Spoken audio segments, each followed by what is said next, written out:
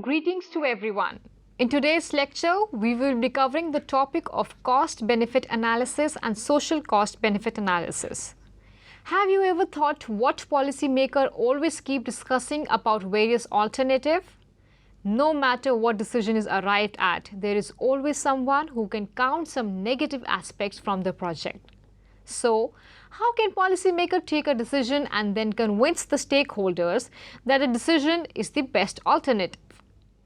The subject experts are Dr. Sarvesh Kumar, Assistant Professor, Department of Marketing and Supply Chain Management, School of Business and Management Studies, Central University of Himachal Pradesh, and Mr. Santosh Kumar, worked as a Vice President at Yes Bank Limited, New Delhi, India. And I'm Shivangi Anand. Every decision by the government or policy making has some positive impact for a specific group and it has the associated cost. Let us take an example of infrastructure project. The government wishes to sanction a multiple-purpose dam project on a river. The proposed dam can provide water for the near township, power generation to be fed to national grid system and irrigation facilities for agriculture to nearby areas. Further, it will have associated costs like capital cost, land acquisition issue, relocation of the inhabited people, loss of natural ecology, possible flood with water release, loss of fertile sediments to the nearby areas, etc. Hence, the policymakers will have to evaluate multiple options for the location of dam to maximize the positive outcome and minimize the associated cost. In this topic, we will cover the introduction to the subject, followed by comparing different alternatives by calculating direct, indirect and external effects. This will provide complete process of project evaluation to arrive at a rational decision. At first, we will look into cost-benefit analysis, then social cost-benefit analysis in decision-making process illustrated through example.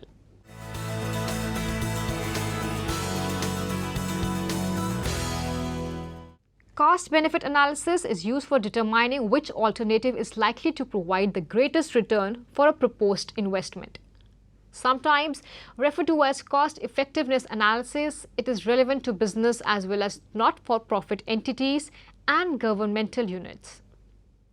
A business might find it helpful to use cost-benefit analysis to determine if additional funds should be invested in a facility in the home country or in another country.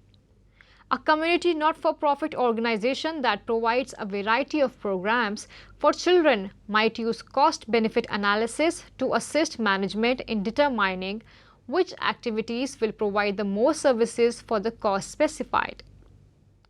A federal governmental agency might use cost-benefit analysis to determine which of several projects planned for the national parks is likely to be most used by interested citizens given the cost.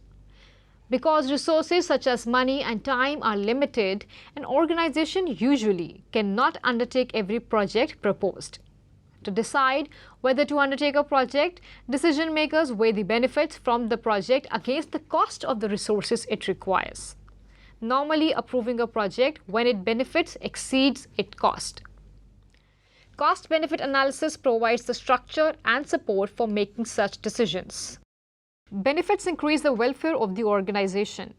Some benefits are monetary benefits such as the dollar amount of cash inflows from additional sales of a product or the saving in cash outflows that a project enables. Other benefits are important but harder to quantify. For example, a project may increase customer satisfaction. Increased customer satisfaction may increase future sales, but the exact relationship between sales and satisfaction is often hard to specify. Costs are the outlays or expenditures made in order to obtain a benefit. Many costs are measured monetarily, such as the cost of buying a new machine or of hiring an additional employee.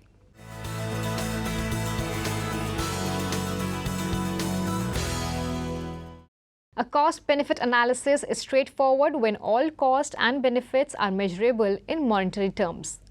Assume that company A must decide whether to rent an ice cream machine for the sum of Rs 900.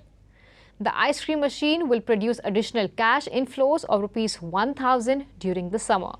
The benefit of additional cash inflows, that is rupees 1000, exceeds the additional cost of rupees 900, so that the project should be undertaken. Not all cost-benefit analyses are this simple. However, if the benefits and costs occur in different time periods, it may be necessary to discount the future cash flows to their current equivalent worth.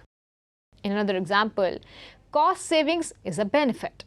Assume that Company B makes about 1 lakh photocopies a year. Company B does not have its own copy machine and currently pays 4 cents per copy or rupees 4,000 a year to Copycat Copiers. Company B can lease a copy machine for rupees 2,500 a year. It must also pay 2 cents per page for paper for the leased machine or rupees 2,000. In this example, the cost of leasing the machine and buying paper, that is rupees 2,500 plus rupees 2,000, is equal to rupees 4,500, exceeds the benefit of saving the rupees 4,000 normally paid to Copycat Copiers. Company B should continue to use Copycat Copiers for its photocopies. However, Company B must have a pretty good estimate of the number of copies it needs to be comfortable with its decision. If Company B needs 1,50,000 copies this year instead of 1 lakh, the cost of the leasing machine and buying paper, that is rupees 2,500 plus rupees 3,000, which is equal to rupees 5,500, is cheaper than the rupees 6,000 savings in fees to Copycat Copiers. A third example involves a project with benefits that are difficult to quantify. Assume that Company C is deciding whether to give a picnic costing rupees 50,000 for its employees. Company C would receive the benefit of increased employee morale from the picnic. Better employee morale might cause employees to work harder, increasing profits. However, this link between increased morale and increased monetary profits is tenuous. The decision maker must use his or her judgment to compare the non-monetary benefits to monetary cost, possibly by deciding that increased employee morale is worth the rupees 50,000 cost but would not be worth a rupee 1 lakh cost. In the preceding examples, cost-benefit analysis provided a framework for decision making. The range of objectivity related to measurement of the factors is typical. Techniques used in business as basis for determining cost and benefits, such as return on investment, are generally quantifiable and thus appear to be objective. However, it is not uncommon for qualitative factors to enter into the decision-making process. For example, providing a product that individuals with limited incomes will be able to purchase may not provide the highest monetary return on investment in the short run, but might prove to be a successful long-term investment. Careful decision makers attempt to deal with the difficult to quantify factor in an objective manner as possible.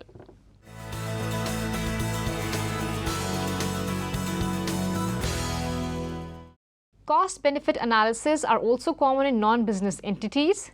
Boards of not-for-profit organizations establish priorities for their programs, and such priorities often specify desired program outputs.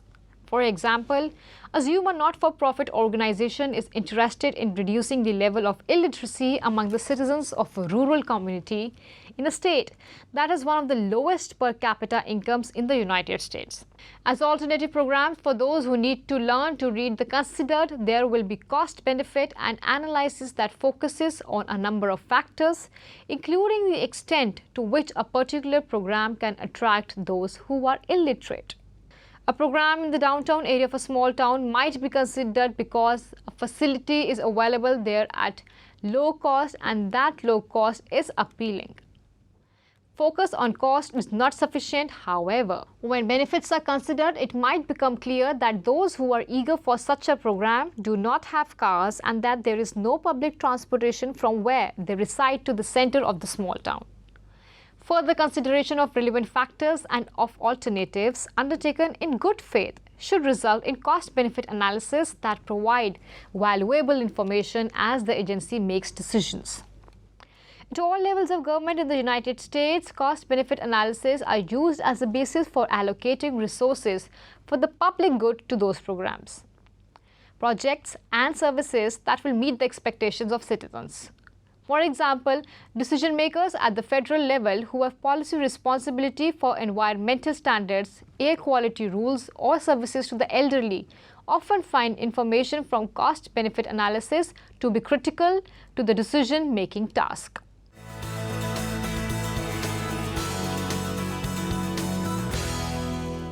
Continuing efforts to quantify cost-benefit factors. As possibilities for the use of funds increase, there is motivation for better measurement of both cost and benefits, as well as for speedier ways of accomplishing analysis for alternatives that are appealing. All types of entities, including businesses, not-for-profit organizations, and governmental units, strive to improve the measurements used in cost-benefit analysis. The capabilities of electronic equipment provide promising assistance in accumulating data relevant for analysis. Wise use of resources is an important goal in every organization. Cost-benefit analysis make a key contribution to this goal. Therefore, attention is given to improving both the effectiveness and efficiency of such analysis.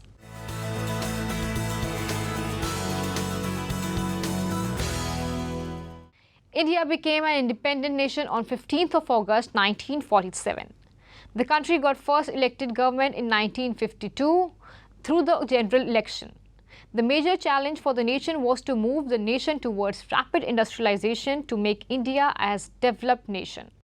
Majority of the dams with hydropower projects, thermal power projects, steel plants, ports, airports and other mega projects were launched during the first 15 years during Nehruvian era. During the first few decades, the people had spirit of nationalism for enduring hardship to help nation grow. During the initial years, people remained cooperative with the policymakers, trusting them their decision for the well-being of the nation. However, the government many times did not fulfill its commitment to rehabilitate people displaced due to industrialization, ignoring their hardship. The tribals displaced during the mega project were the most affected and their condition aggravated due to lack of skills to find any alternative livelihood. This resulted in a lot of discontentment among the affected citizens. Hence, the policymakers have gradually evolved the process of decision-making to make sure that the decisions have minimum social cost and provide the maximum positive outcome. Social cost benefits analysis provide a systematic approach to decide which option among the multiple alternatives after evaluating all the non-monetary impacts caused by a development project or other policy measure. It helps in evaluating the policy decisions and large investment projects from the point of view of the society as a whole.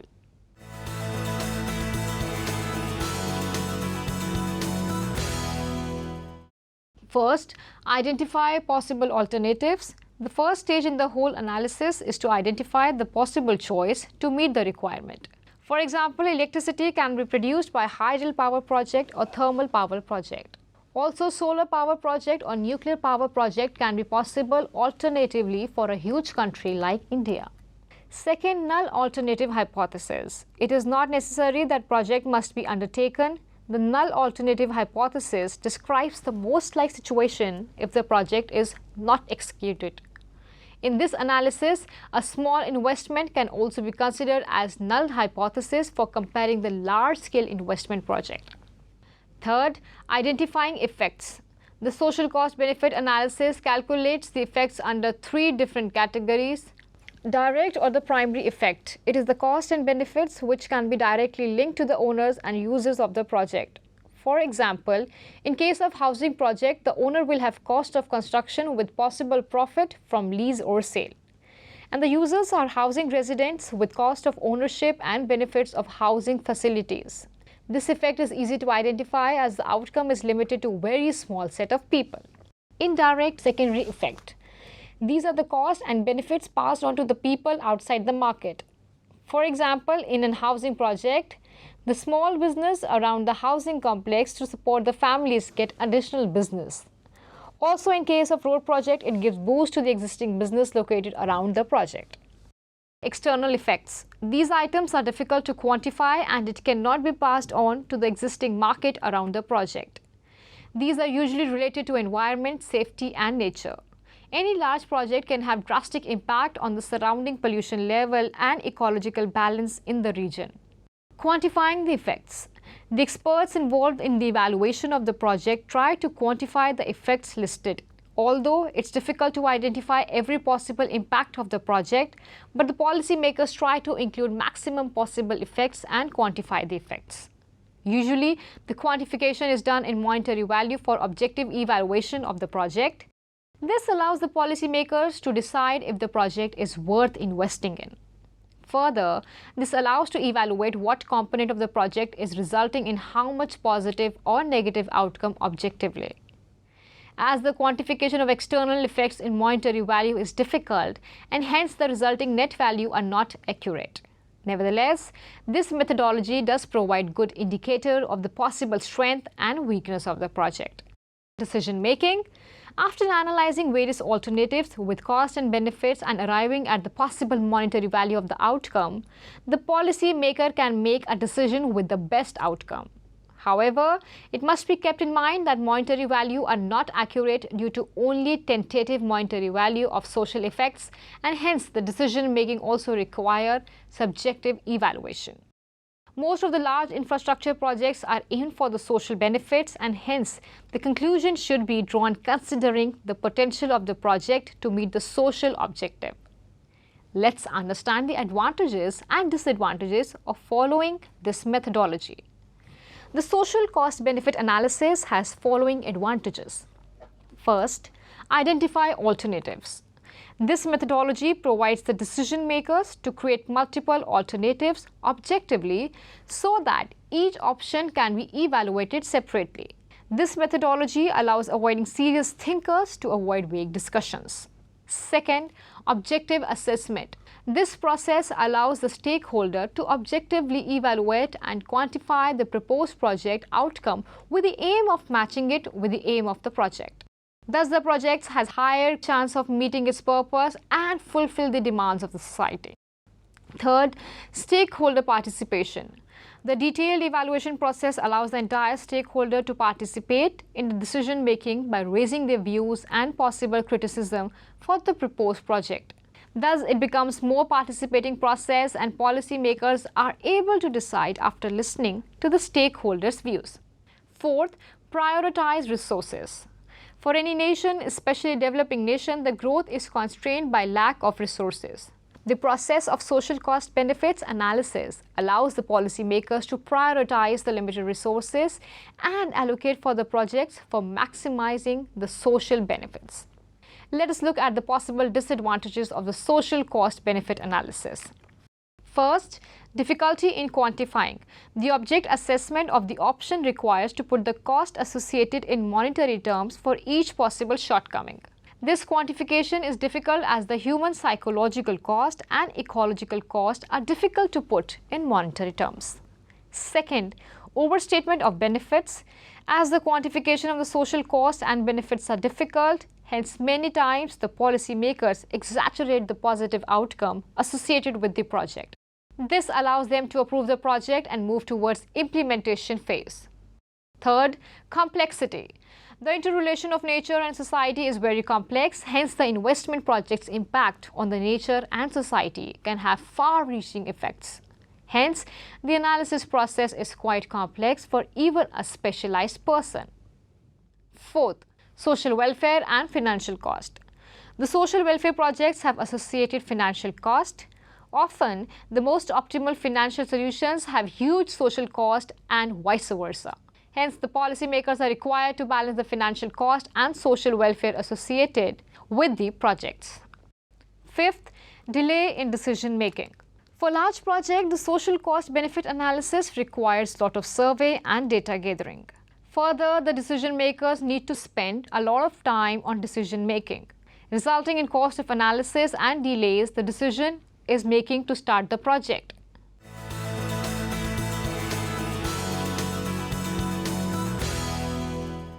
As the social cost benefit analysis is a complex procedure, it has its own set of fundamental principles to standardize the process acceptable to all the stakeholders.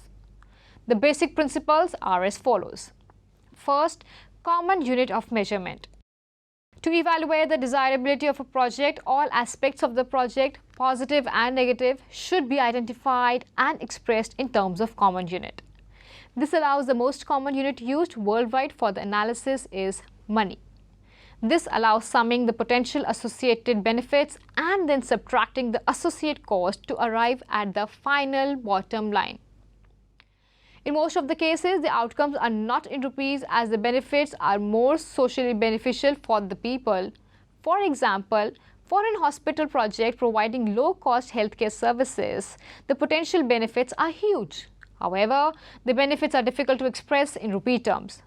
Hence, the possible benefits are compared cost paid for similar healthcare service paid by the people to arrive at rupee value benefits. Also, it is not just sufficient to put rupee value for each cost and benefits, but the value should be for a particular point of time. This is important because the alternative services can vary from time to time and their time value of money.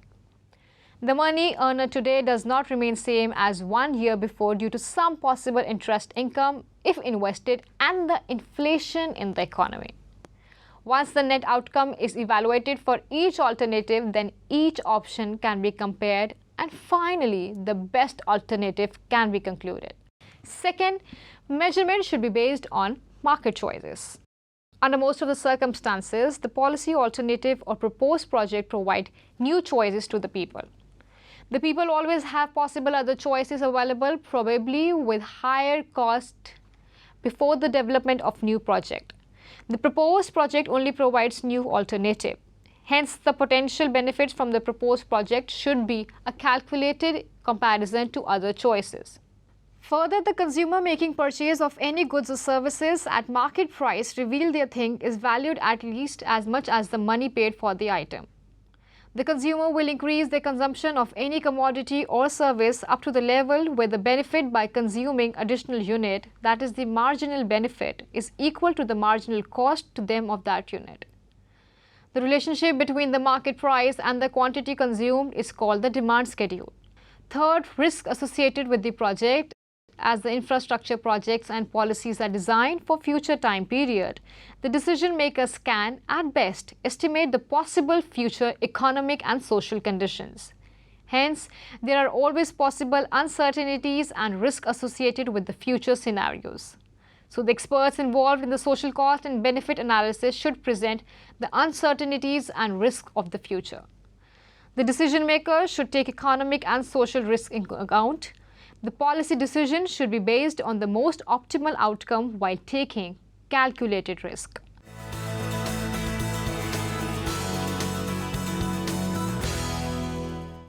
The nation is growing and a huge number of infrastructure projects is undertaken for sustaining and improving the GDP growth.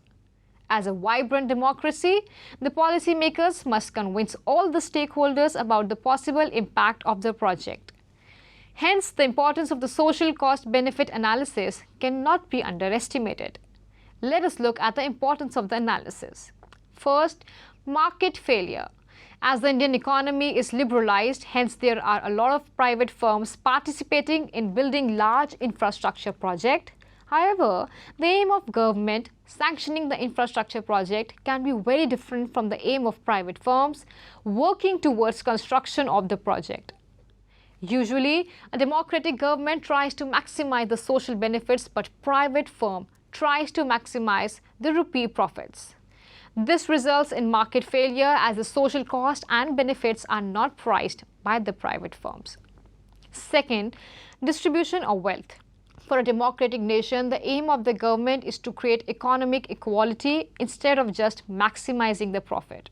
Government tries to sanction project which increases economic equality across various regions. Third, externalities. The side effect of a project other than the targeted producers and consumers are often referred to as externalities. For example, the pollution created by an industry is a negative externality, while the development of ancillary businesses in the surrounding region is a positive externality.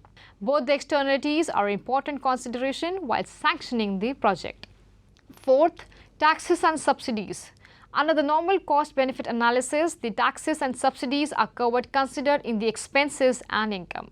However, in the social cost and benefit analysis, the taxes and subsidies are considered as transfer payments.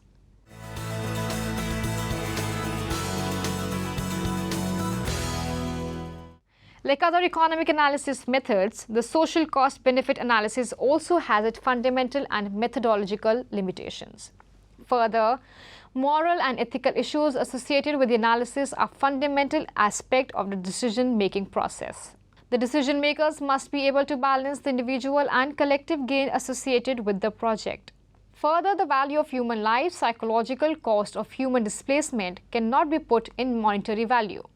Additionally, the nature is an invaluable given to the human race and cannot be taken for granted. No human generation owns the nature and it must be passed on to the next generation in a good condition. This should be an important consideration for sanctioning and executing any large projects. That is all for the today's session. You take care. Goodbye.